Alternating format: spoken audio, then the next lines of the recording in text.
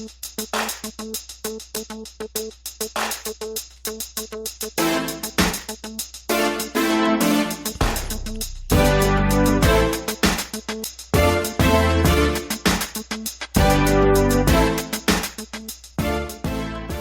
and welcome to the Black Entrepreneur Blueprint Show. I am your host, Jay Jones. Black Entrepreneur Blueprint was created specifically to educate and inspire Black entrepreneurs to launch, build, and grow successful businesses. Join us as we help build an economic power base in the Black community by promoting business ownership. If you are currently an entrepreneur or want to be an entrepreneur, we invite you to join us every week here at Black Entrepreneur Blueprint.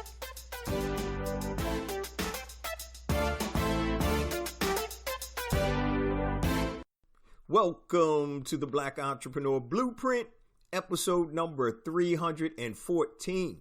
I'm your host, Jay Jones, and today we have another outstanding show in store for you. Today we're going to be talking with Mr. Marcus Whitney, who has an amazing entrepreneurial story. Marcus went from being a college dropout to actually owning his own venture capital firm. Now, before we get to this amazing story with Marcus Whitney, I just want to share a few things with the BEB family. First and foremost, I want to welcome all first-time listeners to Black Entrepreneur Blueprint. Welcome to the BEB family. Please stick around until the end of today's broadcast, and I'm going to share all my social media contact information and my resource links, such as the link to my new book, A New Black Wall Street, Circulating the Black Dollar Worldwide by Building Successful E-Commerce Businesses, and also two platforms I've created to help circulate dollars in the Black community, BeSmartByBlack.com and HireBlackFreelancers.com. So let's get ready for the interview with Mr. Marcus Whitney. Brother Marcus, how are you today, man? I'm good, Brother Jay. How are you, man? I'm good, man. Hey, bro, I know when we talked off the air, man, you got a lot of stuff going on, man. But before we get into that, your entrepreneurial story, tell my listeners who are not familiar with you a little bit about who you are and your background, and then we'll get into your entrepreneurial journey. Absolutely. So the quick and dirty on me is I'm a college dropout who was waiting tables and taught myself how to code. I parlayed that into an equity position in a startup that did very well, parlayed that into a series of entrepreneurial journeys. And today I'm a co-owner of a healthcare venture capital fund and co-founder and minority owner of a Major League Soccer team. We got a lot to unpack today, family. So one of the things, man, you talked about you were a college dropout, you were waiting tables. And what was your mindset during that time? So I know when you go to college, your idea obviously wasn't to drop out. But when you're in that situation, where's your mindset at, man? And how were you able to go from there to where you are today? Yeah, man, pressure makes diamonds, right? So I had a 1-year-old and I had another kid on the way. And oh, wow. I'm waiting tables and I'm living in one of these week-to-week motels, man, and it's just the clock is ticking. You know what I mean? I got a certain number of months. It was probably 6 or 7 months from the moment that I really realized I got to do something to the point where my second son is going to be born. And I can't take traditional routes. So, I had to think, what can a college dropout do? And this is the year 2000, just to kind of frame it up.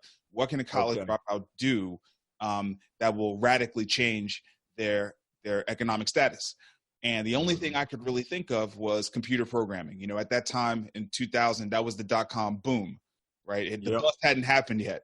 So there was money being thrown all over the place. And it was the one place where you were seeing kids in high school were getting jobs, man. Kids riding around on skateboards were making $100,000. And so I was like, man, if I could just figure out how to code, that might be a way for me to, bypass all of this lack of credentials that I have here. And it worked. It worked. I was working 6.5 days a week, double shifts, and went in between tables or nights, or when I had any time at all, I would just read these computer books. And a little bit of time I had at home, I had my son in my lap and my other hand just on the computer typing. And I did that for some months.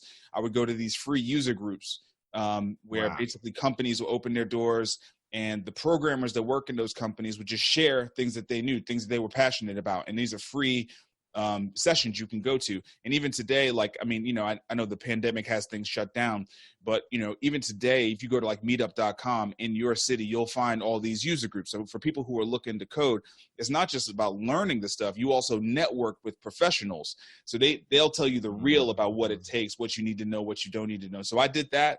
And I got my first job offer the day after my second son was born. Totally changed my life. You know, I'm going from making, I don't know, $50 a day or whatever to, you know, at that time, 2001, $45,000 benefits, you know what I mean? And that stabilized me for the future. So let me ask you, what was the time frame when you decided, let me start coding, and your first job? What was that time frame like? So September 2000 to April 2000, April 2001. So, okay, about 16 months. Yeah, 8 months. 8 months. September. I'm sorry. Yeah, September. September. Wow. Yeah, 8 months. 8 months. Now, do you have a proficiency with computers? Because I know some people, you know, they pick things up like that. Yeah, my uncle worked for IBM, and when I was very, very young, he gave me an IBM PC Junior for Christmas. And back then, man, you know, these phones are so powerful, right? Back then, if you had a computer, it didn't do anything unless you programmed it. So, So like, you know, I learned the basics, but I didn't have real deep knowledge about how to program. I had to learn most of that on my own.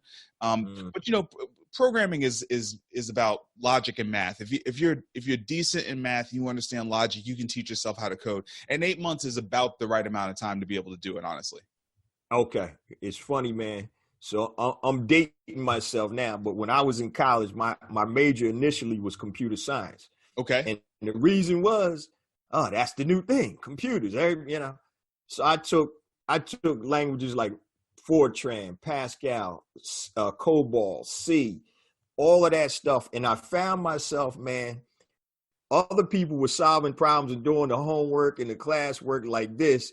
And I'm over there scratching my head. And then I said, man, I need to start connecting with my classmates and start working in groups. I did that. It got a little better. But after my sophomore year, man, I said, nobody's going to pay me for this. I have no proficiency in the programming aspect.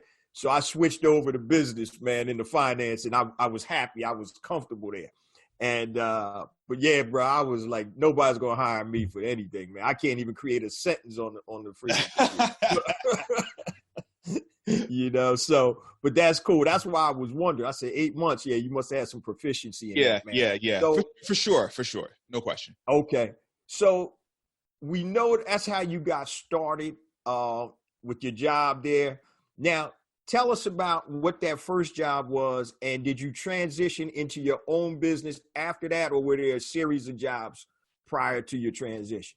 Yeah, so the first job was at a company called HealthStream. They do e-learning for the healthcare industry, and I was a junior programmer, so I'm like at the bottom of the barrel, man. And what I learned in my 1 year there, I only lasted 1 year. What I learned is that I am not good at office politics. And I really don't belong at big companies. So this was the beginning of me learning that I'm an entrepreneur, because I would see issues and I didn't understand that there was a political way you had to kind of navigate solving problems in a corporation. So I would just like go right to the head. I mean, literally, like I got a meeting with the CEO one day and I was just telling him everything that was wrong. And then next thing I knew, all of my superiors, the stack of my superiors in between me and the CEO was all looking at me real funny. Mm-hmm. So that was the beginning of me understanding, oh, wow, you know, there's a way that this stuff has to work, and I don't think I'm cut out for it. So I left there after a year. I went to a smaller agency, stayed there for a year, left for a similar reason, not the same exact reason, but left for a similar reason. And finally, I found myself as the fifth employee at this early stage technology company in email marketing. This is 2003, called Emma Email Marketing. And back in 2003, man, email marketing was hot. You got to realize, like, there's no social networks. You know what I'm saying? There's no iPhone. iPhone didn't even come out till 2007. So email marketing was really pretty cutting edge back then. And so I joined this company, fifth employee, and there was so much work and so few people that there was no time for politics, man. I had 2 jobs. You know what I mean? I'm doing the programming, and I'm also doing the customer service. So I was so busy, and everyone else was so busy. We didn't have time for politics. And that's when I realized that's what I love. I love the startup world. You know what I mean? I love just getting my hands dirty, doing a bunch of stuff, and working with other people who like to do a bunch of stuff. So I loved Emma. I stayed there for 4 years, and that was where I got my first jewels about the startup game. You know what I mean? Okay. I got some equity. I learned how to manage a team. I learned how to grow a team. You know, I watched us bring in our first $1 million and then multiple millions of dollars after that. And so I got my real entrepreneurship education, my first part of it, at Emma from 2003 to 2007. Cool. Did Emma get bought out? Because I haven't heard of them. Or are they still around? They did get bought out by a company called Campaign Monitor. Okay. Yeah. Yeah, they did get bought out. So were you there during the exit? No. I left in 2007, and I actually sold my equity back to the company to start my company. Gotcha. I owned 7.5% of the company, and I sold it back to the company because they had enough cash to buy it from me, and I used that to start my very first business. Okay. That was how I started my entrepreneurial journey in 2007 that I've been on for the last 13 years. Cool. So what was your first venture when you went out on your own after you sold your equity, man? I started a software development agency. We were building software for companies and startups. And that was where I started to learn my first hard lessons, man. That was where I started to learn my first hard lessons. I could sell and I could deliver, but I didn't understand finance. I didn't understand operations. I didn't understand human resources, right? Like you look at somebody else running a company, and you're like, I could do that. And then when it's on you, when you're the CEO, and you realize, oh, you mean it's not just selling and delivering? There's all this other stuff I got to do. You know what I mean?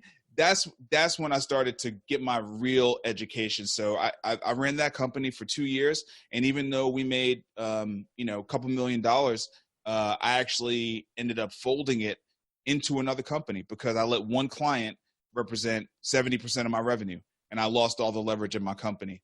Wow. And they made a demand, and I had no leverage. I became the CTO of their company. Real? Yes. Get out of there. Yes. So they were 70% of your revenue? Yep. I had serious concentration risk, but I didn't have a mentor to kind of tell me diversify your revenue. You know what I mean? And don't stop selling and just keep delivering for this one client because they're giving you more money. They're actually, on the sneak tip, buying your company for cheap. This is what's happening. Exactly. You know what I mean? Yeah. But I didn't understand that. So that was a hard lesson, but a good one. Yeah. Well, I want the light bulb to go off for the BEB family that's listening right now, watching. I talk about 1 being the worst number for a business. So if that's your main client, something happens to that, now you're in the situation where you're in. One of my questions I was going to get to, and I don't know if this is going to be the answer, but I'm going to pose it now. Tell me about a time in your business where you failed or almost failed, and how did you overcome it? If you did, and what did you learn from it? I don't know if this was the biggest or if there's something else further along the way. Yeah, I failed a lot, man. And I wrote about my failures in my book, Create and Orchestrate, because the failures are where you really learn, right? The successes, they're great. You're happy for them, but they're usually a result of the previous failures. So this was a big failure for me, man. When you got a company that's making millions of dollars and you got 10 plus people on payroll and you have to fold the company, you got to kind of scratch your head and say, why? What did I do wrong? Right. So that was a really big failure. It actually knocked me out of the game for 4 years. Oh, wow. Yeah. Knocked me out. I mean, I was kind of stuck in that company. I had a side hustle, and I could talk about that, but I was stuck in that company for 4 years, and that was a dumb move. Mm-hmm. I think outside of that, I learned a lot inside of that next company that I was in around leadership. I learned a lot around how important getting the culture of the company right through the vision and the values, how important that is, because especially if you're going to grow, and I know we're going to talk about venture capital here in a second. Right. A lot of Right. people talk about they want venture capital, and venture capital is an unnatural way to grow a business. Everyone needs to understand that. Like, you're infusing cash you didn't earn to Right. grow at an unnatural pace. And Right. think about trying to throw anything up faster than it should naturally go. You're going to have to be very precise in your execution. The way you execute precisely is through leadership, is through excellent communication of vision and values, communication and management, right? Like holding the standard. And through that company that I got folded into, is called Moontoast, is a technology company, venture backed. That was what I learned. I learned that our management team struggled we struggled there, and we couldn't get the most. We had capital, we had a good team, but we couldn't get the team to work together in the way that they needed to. This kind of stuff always starts from the top, which is not the CEO. Actually, it's actually the board. Right. You know what I mean? It's actually the board. The board needs to kind of make these decisions. But yeah, that was a really, really big one for me. And I think if you're a small entrepreneur, it's less of a worry. You kind of run a single shingle thing. It's you're out there hustling. No big deal. In that case, your big thing is concentration risk. Don't have one customer represent too much of your revenue. But if you're trying to grow, you got to know, of all the things that you want to delegate, you could delegate sales, marketing, product development, customer service. You can't delegate leadership. Exactly. You gotta have it. That's a big point. So let me just go back real quick, Marcus. When you talk about when you got folded into this other entity, so basically, since they control so much of your business, did they say, okay, why don't you just come in and work within our company? Or were you still independent, or did they like absorb you and just say, come on in? I mean, I didn't. So I didn't have anything of value. So this is important, right? Mm-hmm. We didn't own IP. Right. We're a services-based business. So we were only worth our revenue, and they were not going to pay a multiple on our revenue because what they wanted was the labor. So really what I ended up doing was shutting the company down and accepting equity in the new company, but it was a small percentage. I think it was 3 to 5% or something like that of the new company. And then I brought some of my team, really just the technical talent, the administrative people and the sales people I actually had to let go. So I had to let go probably 3 people in the company, and then I brought the rest over. Okay. I just want to touch on this real quick before we move forward. What were those conversations like, man? Because one of the things when you're the owner of a business, I talk about you have your family at home, but you also have a family in the office that's dependent upon you, to lead the ship and make sure that everything is good. What were those conversations like when you had to let the people that help you build your business go? And I've had them too, man, and it's tough. I think they take days off your life. I mean, they are absolutely heartbreaking. It's like a breakup, right? It's the death of a dream. It's the that relationship is likely never going to be the same again. You know that people depended on you and you failed. But bottom line, now having done this enough times, people are resilient and they survive beyond you, right? Like, born alone, die alone. It's like they don't need you to survive. But in that moment, you can't help but feel like they do. You know what I'm saying? If you have a heart, letting people go is just never fun. It's just not. Yeah.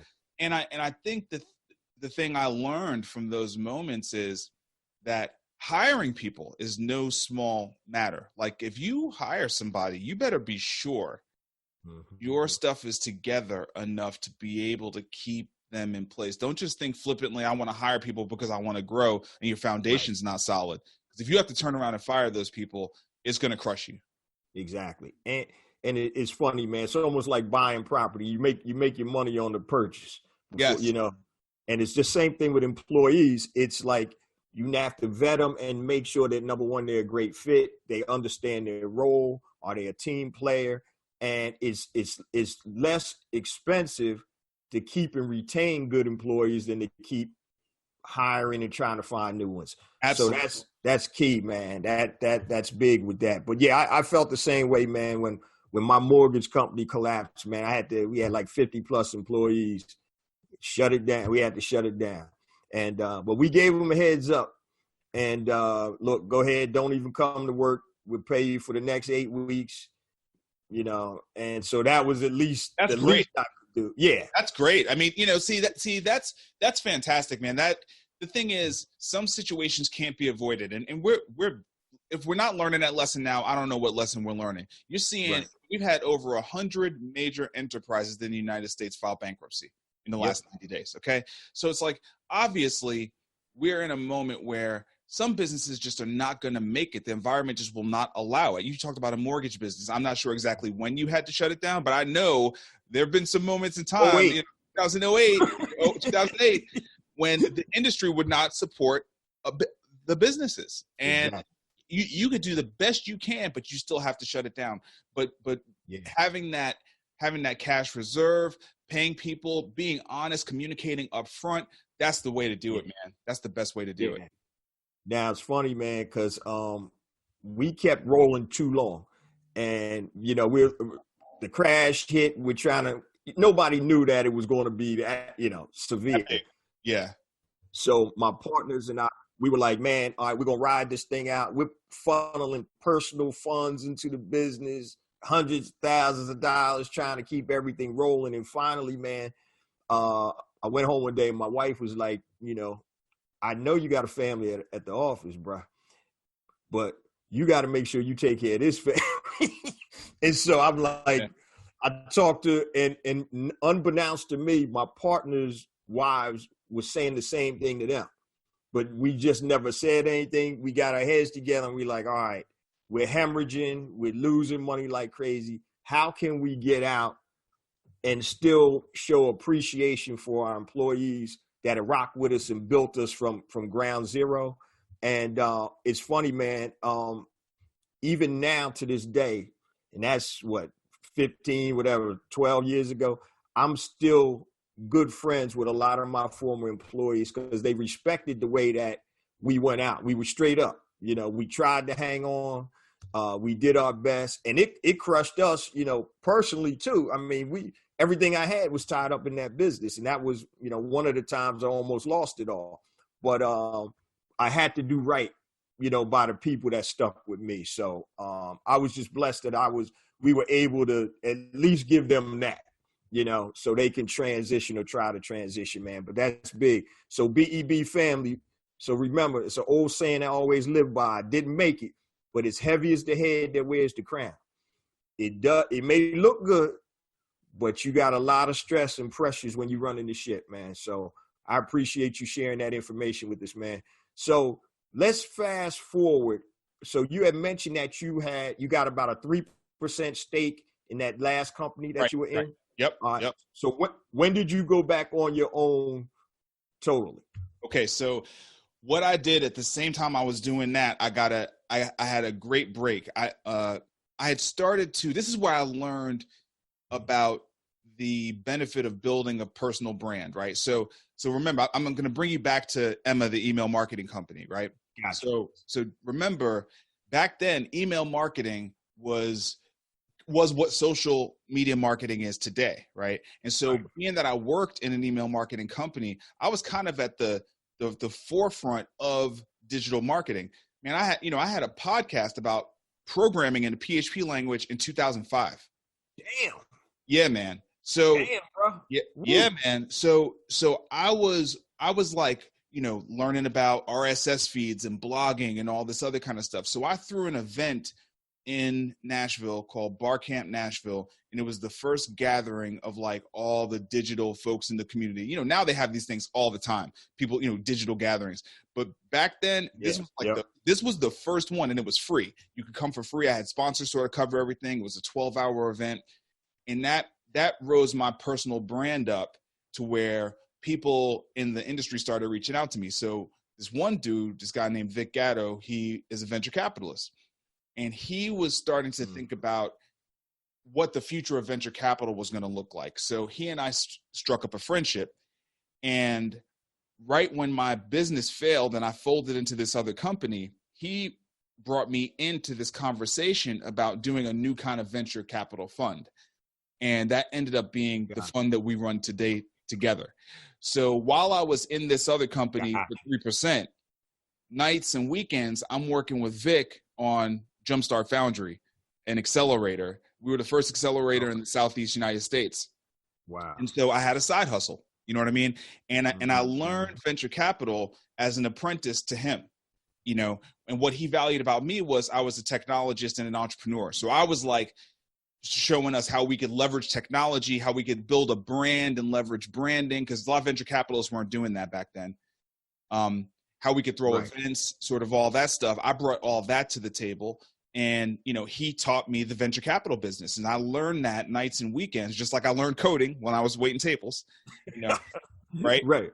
I learned the venture capital business from 2009 to 2014. So when my run ended at Moontoast, being their chief technology officer, you know, when my run ended there, I had a smooth transition into being the president of this venture capital firm. Gotcha. You know, and he quit his firm and we went all in together on the firm that we still run today. Oh man, that's cool, man. I know we had talked earlier before we started recording about venture capital. So a lot of times, I know my audience probably has a concept or vision of what VC venture capital is, and I want to talk to you about it because I know a lot of the first impression is you need to have $100 million, $50 million, whatever. So can you speak on and just go in depth what VC is, how you can start a venture capital firm, and if or what type of funds do you think you need? So just freestyle on it, baby. You know? Yeah. So you can actually get into venture capital with zero funds. Okay. Oh, wow. Meaning zero funds committed. Okay. Right. What I mean by that is zero funds committed. So, let me lay out sort of the basics of venture capital. So venture capital is a way of investing in privately held companies. And that is juxtaposed to the stock market, which is a way of investing in publicly held companies. Right. The primary difference between the two is the regulations on the two. Right. Both are regulated by the SEC in the United States, Security and Exchange Commission. Okay. Yep. The public markets are highly regulated. Right. And the reason why they're highly regulated is because they're public. So they have to be regulated to be safe for the general public to invest in. You can't have the general public investing in the Ponzi schemes, right? So the stock market is highly regulated to protect the public. Private markets, investing in private companies, are not highly regulated, which means they are deemed less safe, more risky for the general public. Right. So the SEC basically says, look, we can't really regulate the private market. It's too hard to track. It's too hard to keep up with. But they have some basic things in place, okay? The basic things are, if a company wants to raise money privately, they have to file with the SEC, okay? So that goes on a public record. So the SEC at least has a record that you are raising these funds, okay? And then if you want to invest in that company, you have to be what's called an accredited investor. Yep. An accredited investor has a certain net worth or makes a certain amount every year, 2 years running, right? Net worth is generally $1 million, or you make $250,000 a year, and you can prove that with pay stubs 2 years running. Right. Okay? That's venture capital. In a nutshell. That's venture capital. Now you get from really low fidelity venture capital, which is angel investing, which is, Jay, your podcast is booming. You want to raise You want to raise $100,000. You file with the SEC. I get, 4 of my friends, we're all accredited. We set up an LLC. We each put $25K in because we're accredited, and then we write you a check, and then that LLC owns a % of your company for whatever we agree on. That's venture capital. That's called angel investing. You create a special purpose vehicle, which is that LLC, and that's lo-fi venture capital. Gotcha. All the way up to a managed fund, which is when you have what's called a general partner, an individual who is a professional fund manager, and they raise money from high net worth individuals, family offices, institutional funds, and pensions, and they manage that money for a management fee and a percentage of the returns, which is called carried interest. And that's a professionally managed fund. And those funds are up, they go everywhere from where we started Jumpstart Foundry, which was, every year we were investing less. When we first started, we were investing less than $100,000 total. Wow. Okay. Up to billions of dollars. And so that's venture capital. Wow. And then what you have to start to understand is you have to start to understand how deals are structured. Okay. So you have to start to understand equity, right? Meaning, your company has a total of 100% equity. Yep. And if you're an LLC, that equity is in a certain form. If you're a corporation, that equity is in a different form. Shares, right, versus basis points. Okay. So we decide how we're going to value your company, and then I exchange my money for whatever I can get in return based on the form of company you have. And when that transaction happens, not only do I get the equity, but because I put cash in the company, the value of the company is almost certainly going to change, because now it's worth whatever it was worth before, plus the value of the money that's just been put in. Right. So that's where you get pre-money valuation and post-money valuation. Those terms. That's where you get those terms from. Right. And then the final thing to really understand I think I've gone through most of it. The final thing to understand is the rights that the investor has. So investors are going to want different things, and it's all a negotiation. It's all a negotiation, right? But the kinds of things they may want look like governance rights. So they may want a board seat. Right. Dividends. So they may want a return on their investment, irregardless of the company selling. Right. And that could be a percentage of what they have invested every year for a certain number of years, a dividend back to them to kind of offset their risk. Right. And they could want what's called a liquidation preference. So that means if the company gets sold, there's a waterfall as to who gets paid the money. So it's like the first money in a typical preferred stock deal, the first money back goes to repay the investors. Right. And then when the investors are repaid, then you take the rest and you split it up per the percentages on what's called the capital table, the cap table, right, of the equity. So that's venture capital. So what you're saying is the money that they invested in that scenario, they would get that back first before everything is split up. That's right. And then they would get back, say they own 25% equity in the business, they would get that back also. Yeah, that's right. They would get the initial investment and whatever equity position they had. Yes. Okay. Yeah. Cool. Now everything is a term, so everything is negotiable. So you can take what I just said and flip it and bounce it and do a million different things with it. Okay. It's everything is a negotiation. Everything is a term sheet.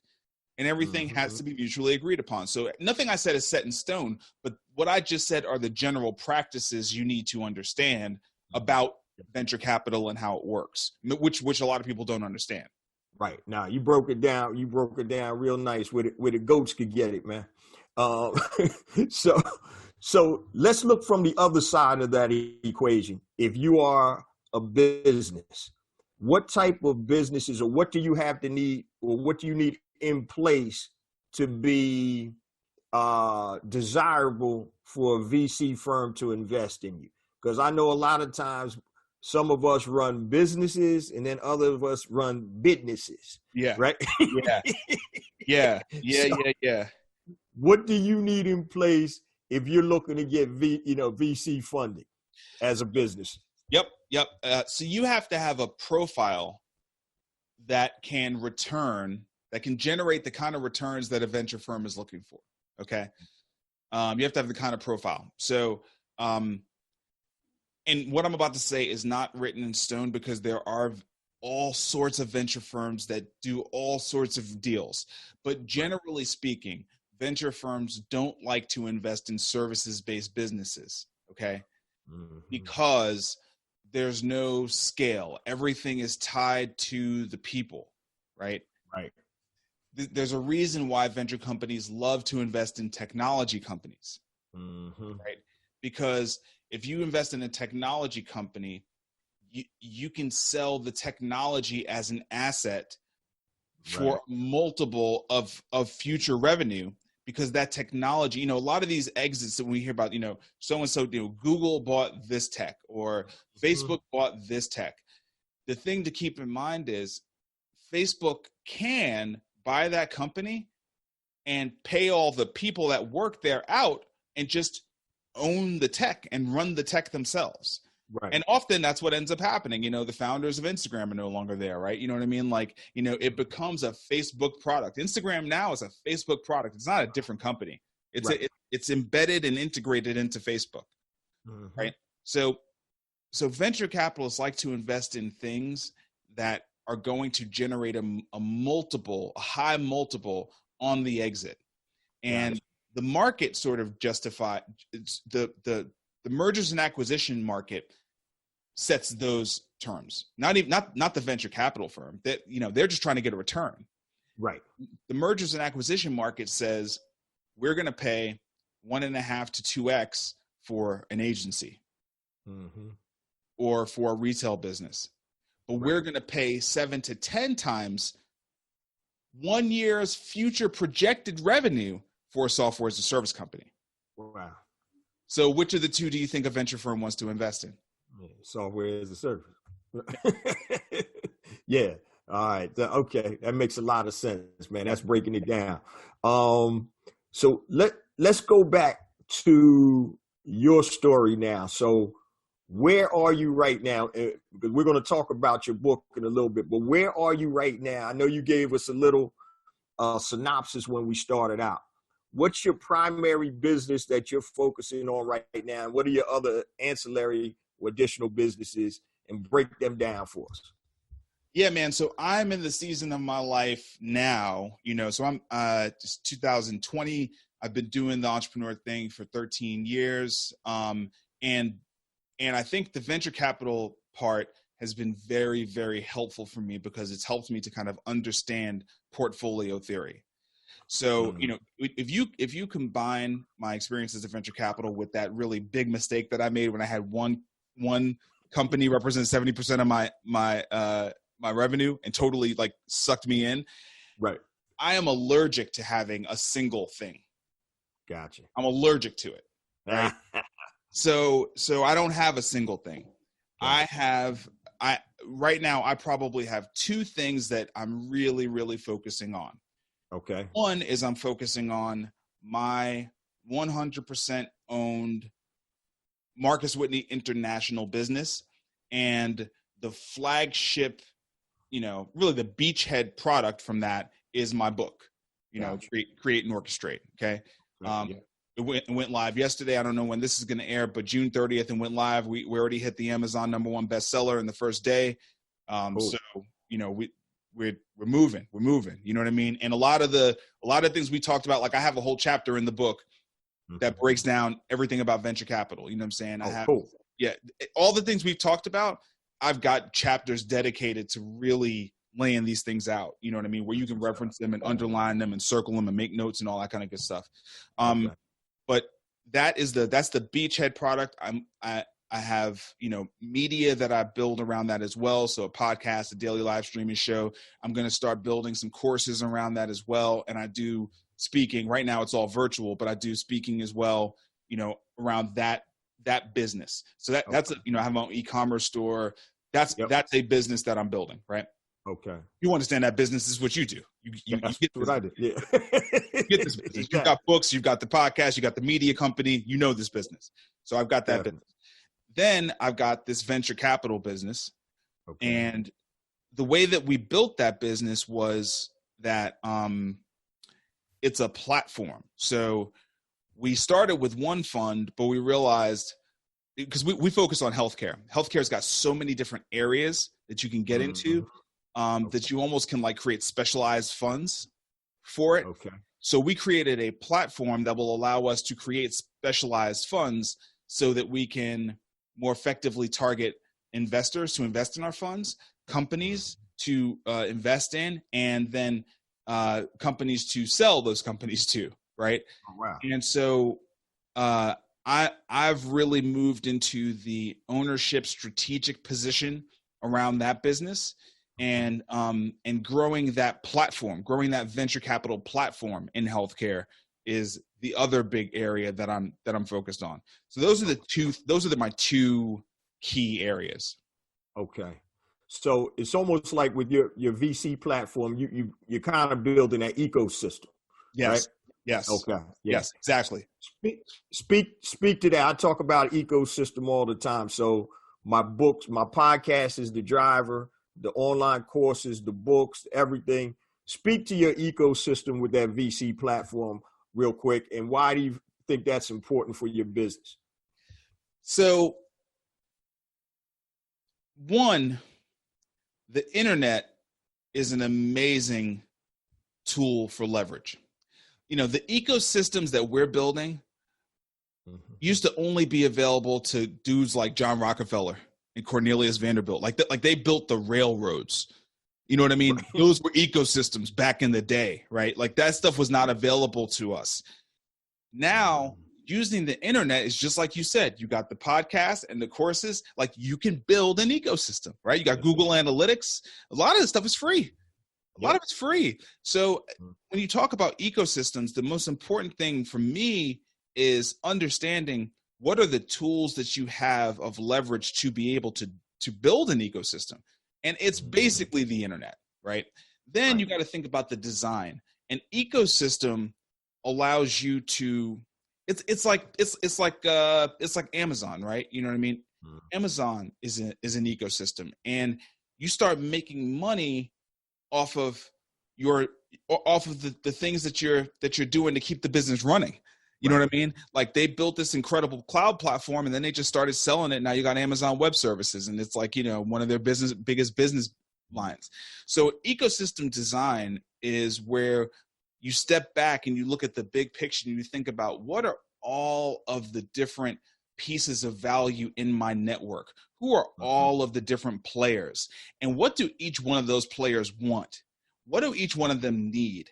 And how can I either connect them or provide the value they need? What do I need from them? It's that long range strategic thinking, and then getting in where you fit in. You know what I mean? Don't try and be everything in the ecosystem, but like, what can you do that's unique and valuable, and go do that.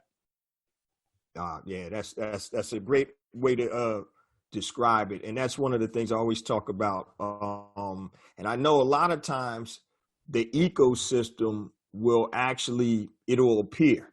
Sometimes we don't even think about it when we're starting a business. Yeah. So when I started, I'm like, I knew there were a couple of things I wanted to do, but then I said, and I can connect these dots for it to make sense. And you have those synergies, economies of scale.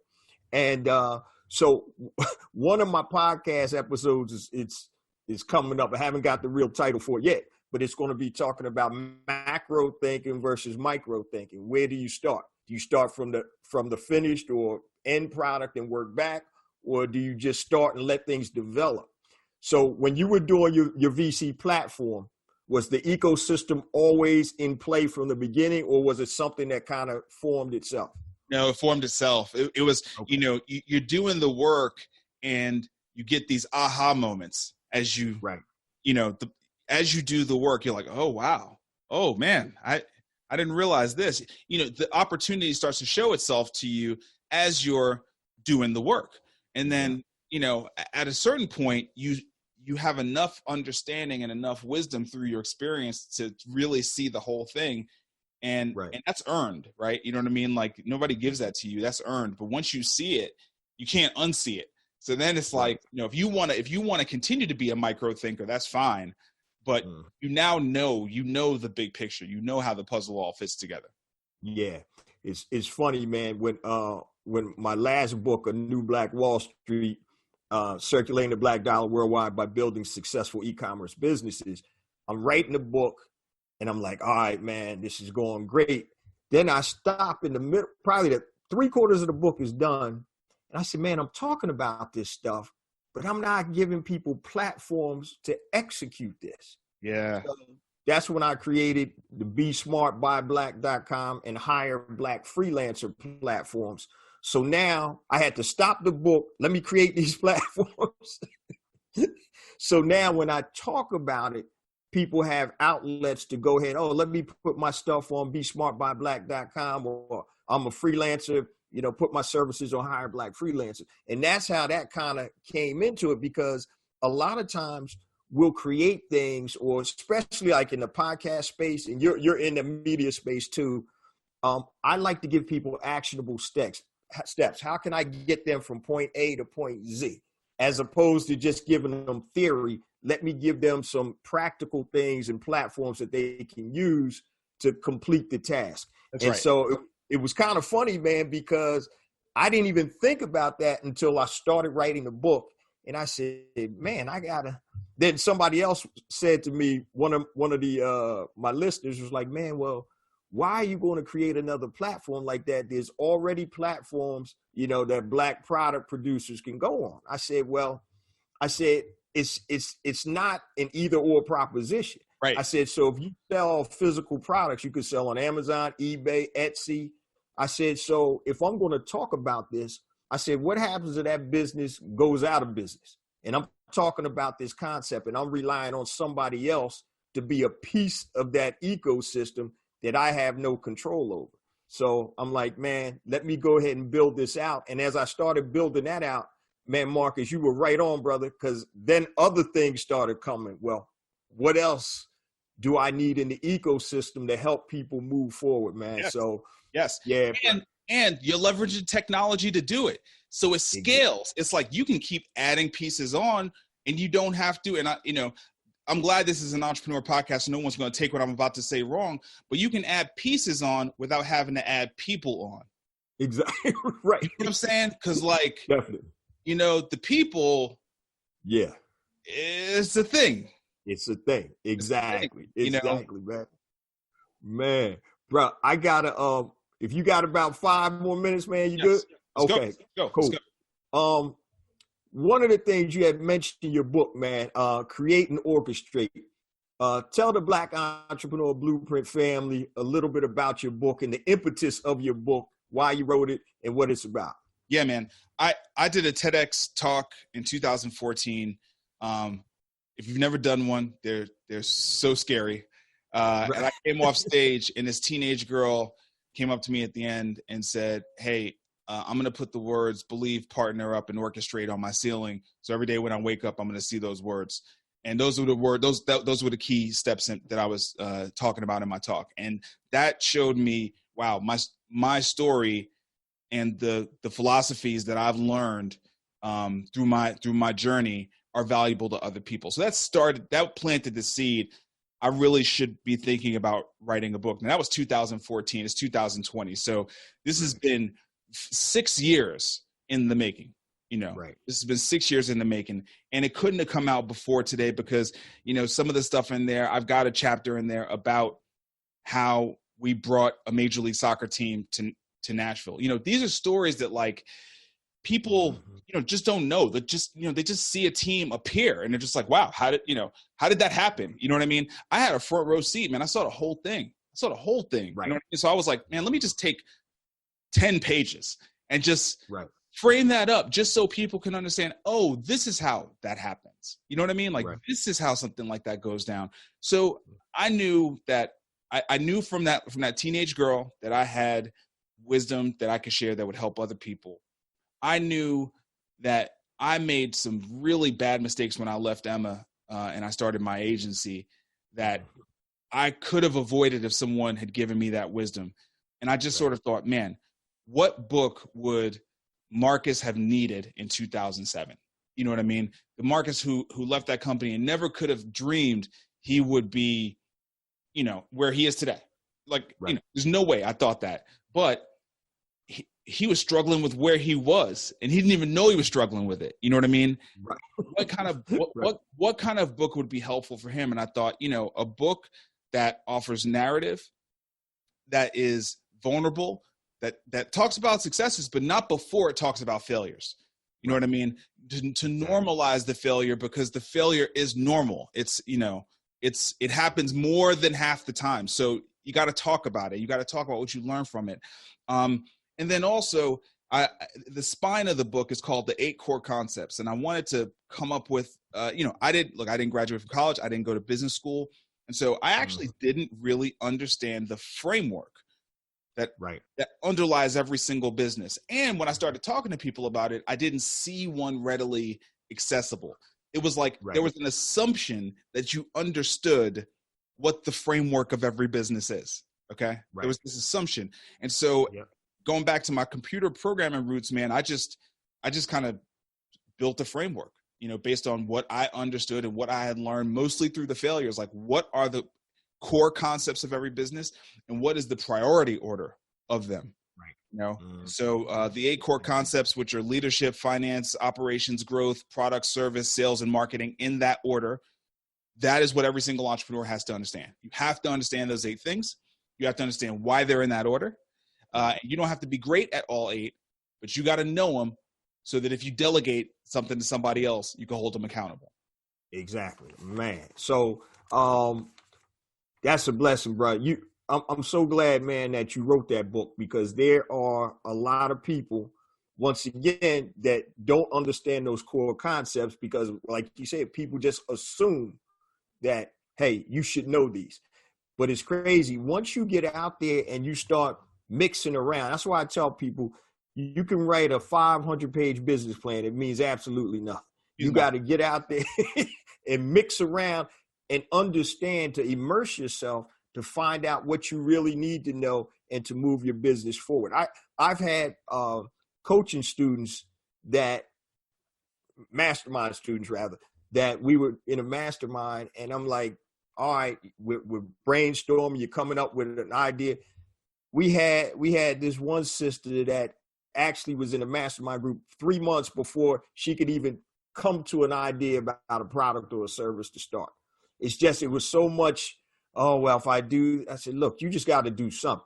You got to pick something and get out there and let the universe tell you what it thinks. That's right. Instead, you know, yeah. And I'm like, man, it's crazy, bro. So that's one of the biggest things. What they say, paralysis by analysis. Yes. Yo, put something out there, minimum viable product.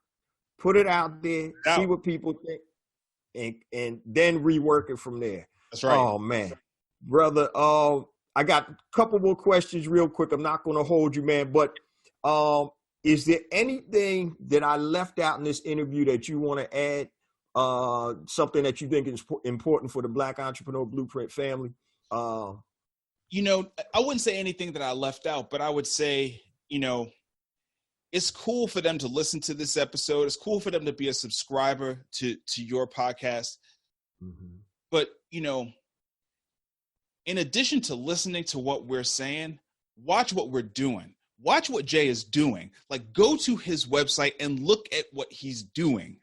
You feel what I'm saying? Like, model the work.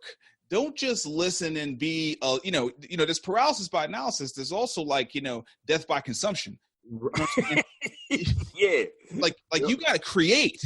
You got to create. That's why my book is called Create and Orchestrate. You got to create. You got to make something, man. You know, that's why I'm so proud of you, man. You know, we talked when we first we're syncing up and making sure the show was good. And you were like, man, I'm not as big as the big boys. Okay, you're not as big as Joe Rogan, but man, you got a ton of downloads. You've been doing this for a long time. You built a really reputable brand. When I go and I look it up, man, it's there for years. Tons of content, putting in the work. That's what people need to see. That's what people need to see. People need to understand it took me 6 years to write this book. If you go to my website, there's 300 plus posts of free content that I did before I put this book out. I didn't get a #1 bestseller because I just wrote the book and nobody knew who the hell I was. Right. You know what I'm saying? And because the book is so great, it's because we've been putting in the work. Exactly. So that's the thing I want people to know, man. It's cool to listen to us, but watch what Jay does. Yeah, I appreciate that. That's what I want people to know. Oh, man. All right, Marcus, I know you got a lot going on, but how can people connect with you? How can they buy your book? Because what we do here, man, we support everybody that's on the show. So tell us how we can link with you and also how we can buy your book, man. MarcusWhitney.com, man. MarcusWhitney.com. Everything there? Everything's there. Okay, cool. All right, MarcusWhitney.com. All right, and that's WHITNEY. That's right. MarcusWhitney.com. You can sign up for my newsletter. I send a simple newsletter every Monday, and that's you're going to get everything that I'm doing in that newsletter. But if you go there, you'll find advertising for the book, podcast, daily streaming show, all that stuff. That's where you go. MarcusWhitney.com. Last and final question, brother. If you had the opportunity to talk to one person, living or dead, who would it be and why? Man, you know what? I started watching on Netflix this Madam C.J. Walker show. Yeah. I'm actually kind of fascinated with her right now, man. Her, like I thought I hustled, but her hustle looks. I mean, dog. I mean, it just looks like. I mean, Black woman. In that time where even, like when you see how she's trying to get recognized by Booker T. Washington and he's not even giving her the time of day, you know what I mean? And there's no internet. She's got to put the flyers up on her own, man. She's moving her family from one place to the other. She's making talking about manufacturing. She turns her house into a factory. I mean, that, it's like our hustle. We don't even know what hustle is, man. You know what I'm saying? I know, man. We don't even know what hustle is. You look at somebody like that. So I think, at the moment, as a Black entrepreneur, I'm trying to channel that kind of hustle. You know what I mean? And I'm sure she has some lessons that would be unbelievable. Yeah. And one of the things that I loved about her was, and I talk about that vertical integration, is being able to control from the manufacturing to the distribution. And if you can do that, economies of scales, profitability, control, all of that comes with it. That's right. That's right. My brother, I appreciate you, man. We need young brothers out here like you. You're talking about venture capital, and to a lot of us, man, it's a foreign word. We know what it means, but we don't know what it means. That's systematic. That's intentional, like so many other things, right? So that's why any of us who gets into these rooms and learns these things, we got to come out and share it and demystify it. Definitely, brother. Brother, I want to thank you, man, for sharing with the BEB family. Anytime you got anything, bro, we're going to be in touch anyway. Yeah. So, if we can collaborate, that's what everybody else normally does. Anything that I can help you with, man, feel free to reach out and collaborate. I mean, we can, everybody else does it, every other ethnicity, and that's what we need to start doing too, so we can further along everybody's businesses, man. Thank you, man. Thank you so much. I appreciate it. And, I appreciate you offering me this opportunity to be on your platform. It's an incredible platform. Congratulations on all your success. And if I could do something for you, let me know. I appreciate it. Thank you so much, brother. All right, man. That was an amazing interview with Mr. Marcus Whitney. Please make sure you go to MarcusWhitney.com. Check out his new book, Create and Orchestrate, and everything that he has on his site. Now, before I give my takeaways and we wrap up the show, guys, I just want to share all my social media contact information and my resource links. So I mentioned at the top, my new book is out, A New Black Wall Street, Circulating the Black Dollar Worldwide by Building Successful E-Commerce Businesses. You can go to anewblackwallstreet.com, pick yourself up a copy, the print version right here, $14.95. plus shipping and handling. The digital version, $9.95. I've also created a compatible online flagship course that teaches you how to create and build successful e-commerce brands, be it a physical brand or a digital product brand. And it's called Brand Builder Academy Elite. So you can go to bbaelite.com, fill out the information. It'll take you to the landing page. And if you do decide to register with the program, use the code BBAELITE100 once you start registering, and that takes you down to a $97 investment. And this is a 15-module course that takes you from A to Z. So go to BBAElite.com. If you decide to enroll, then use the code or coupon code BBAELITE100. Also, I mentioned at the top of the show, I have 2 platforms to help circulate the black dollars in the worldwide black economy. The first one is BeSmartByBlack.com. BeSmartByBlack.com. What that is, it's a platform for all black product producers to connect with black consumers who want to buy black products. It is free to upload your product information, so go to BeSmartByBlack.com. Now, I've created an additional platform for freelancers. So if you do anything on Fiverr.com or Freelancer.com, go to HireBlackFreelancers.com, HIRE, BlackFreelancers.com. Upload your information. Once again, that is also free, and you can connect with black consumers and black businesses that want to hire black freelancers. Also, once this COVID thing breaks, if you want me to come out and speak at your college, university, church, school, organization, just go to bookjjones.com, fill out the short form, and I'll get right back to you. Now, all of this is on bebconnect.com. That's a page on my website. It has all of my resource links and also my social media contact information, but I'm going to give that to you real quick. So if there's anything long, email me at jjones@blackentrepreneurblueprint.com, JAYJONES at blackentrepreneurblueprint.com. Facebook, go to Black Entrepreneur Blueprint. Twitter, jjones001, JAYJONES001. Instagram, jjones4real, JAYJONES, the number 4, REAL. YouTube. Please subscribe to my YouTube channel, family. I have additional content on YouTube that is not on the actual podcast. Yes, the podcast does come out on YouTube, but there's additional content. So please go to YouTube, type in Black Entrepreneur Blueprint, hit the like and subscribe button. Also, LinkedIn, just check me out, J Jones, Black Entrepreneur Blueprint. If you want to be included in the BEB text line for live notifications and reminders about special events, text BEB to 555-888. Text BEB to 555-888. Now, once again, all of the information I just gave you, you can find it at bebconnect.com. bebconnect.com, like Black Entrepreneur Blueprint, bebconnect.com. That's a page on my website that has everything that I just told you, and that's the best way to connect with me. Also, let's now close out and talk about some takeaways from this amazing interview with Mr. Marcus Whitney.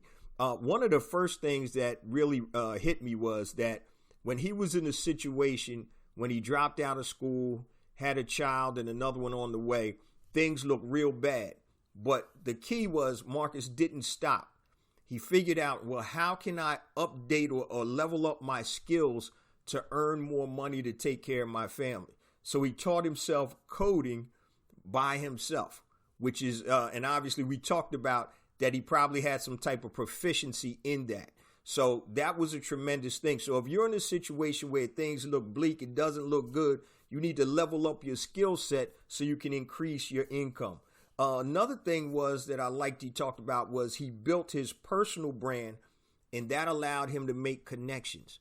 So a lot of times people always say it's not what you know, it's who you know.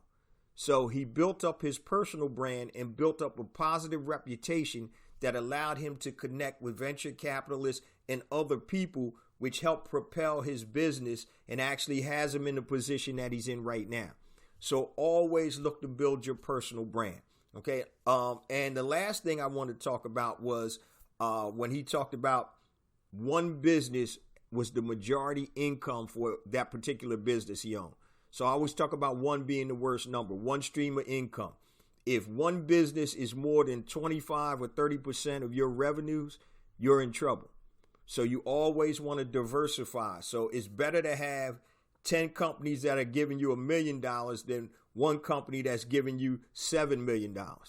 Because if that one company leaves, or in Marcus's case, basically envelops them, then you're basically sitting there working for somebody else. And so that was something that was very important. So you need to make sure that you're diversified. And I talk about this a lot on some of the programs. You want to have money in all types of economy. You need income streams in a positive economy, a real good economy. You need income streams in a neutral economy, and you need to have some income streams in a bad economy. So if you can tick all of those boxes off, that means that you're going to be fine regardless of what goes on in terms of the actual economy. So you want to have monies coming in good economy, a neutral economy, and also a bad economy. One of the other things that I wanted to touch base on too is that when you go into business and you're an entrepreneur, and Marcus touched on it, I talk about it all the time. Remember, there are going to be bumps in the road, but that is a part of the learning process. So you don't let that stop you. You take that, you file that back in the back of your head and say, look, I'm not going to make those type of mistakes again. And that's what enables you to level up your business. Okay, so those are par for the course, as they say. You're going to have stumbling blocks. You're going to make mistakes. As long as you learn from those mistakes and continue to move forward and don't make those mistakes again, that's what that whole process is all about. Before we close on out, guys, I say this each and every week, and I'm telling you, it's been amazing the last year and a half. We just been increasing downloads episode by episode, month by month, quarter by quarter, and that's all attributed to you, the BEB family. Please continue to spread the word about the podcast and the blog. And I always say, guys, it's more than that. It's a movement. It's about building an economic power base in the Black community. So please, when I do social media posts, share those posts with your people, with your network, word of mouth, whatever you got to do, because we're trying to get this good word out there. Right now, the situation in the economy is crazy.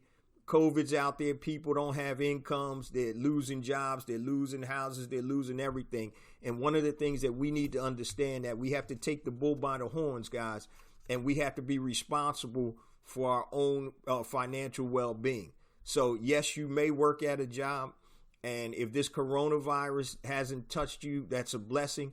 But if you haven't understood right now that nothing is guaranteed, your personal business, your entrepreneurship, your business isn't guaranteed, and neither is corporate America. So make sure, once again, one is the worst number. Never have one stream of income.